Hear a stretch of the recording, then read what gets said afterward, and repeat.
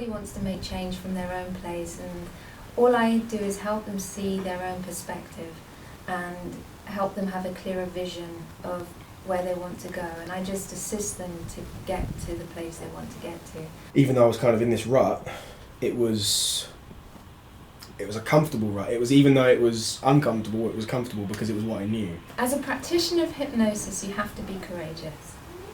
As a practitioner, you have to have an element of being able to say, I can help somebody, I can be a part of their journey. Something kind of weirdly spiritual and energetic and sexual but calm, and I don't know, she's a very bizarre mixed bag of energies that you kind of get all at once. I see that anything is possible.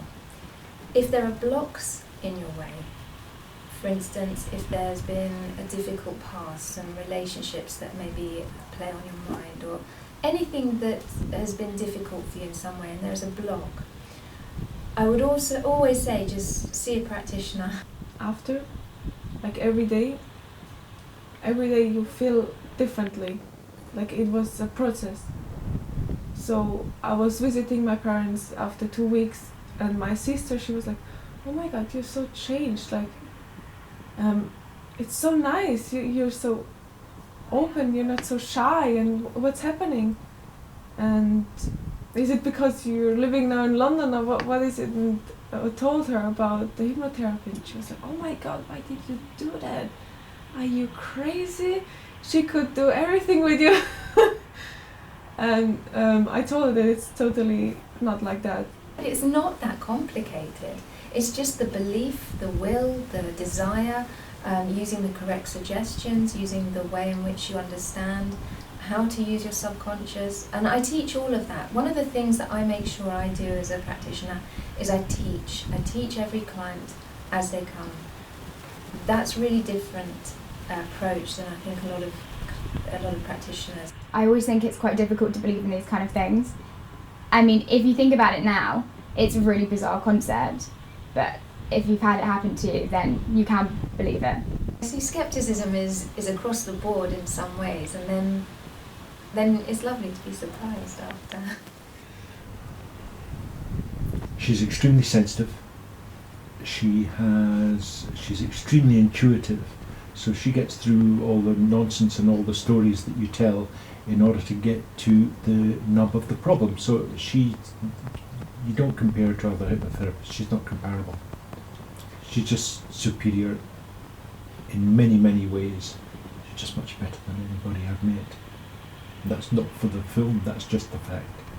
Every time you would come to a hypnotherapist, you're looking at really solving the issue. We're not just talking about the issue, especially not from the conscious mind. The analytical mind is the part which knows where everything's going wrong. So I don't really talk a lot to the analytical mind with a client. It's not that important to me to know the story, too much of the story.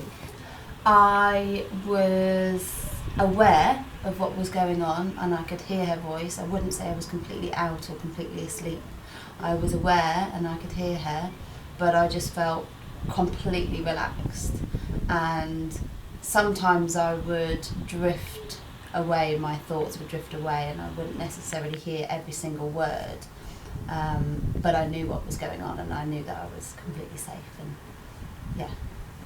When I hear the story from the subconscious part of the mind, it even surprises the client themselves when it's revealed. Do you know, I've thought this many, many times. I have no idea. I can't say 100% that yes, the treatment that Sharon did for me meant that I met my husband. There's no hard and fast rule saying that would have happened. I may have met him anyway, but I do think what she did just helped me relax that little bit more and made that possible.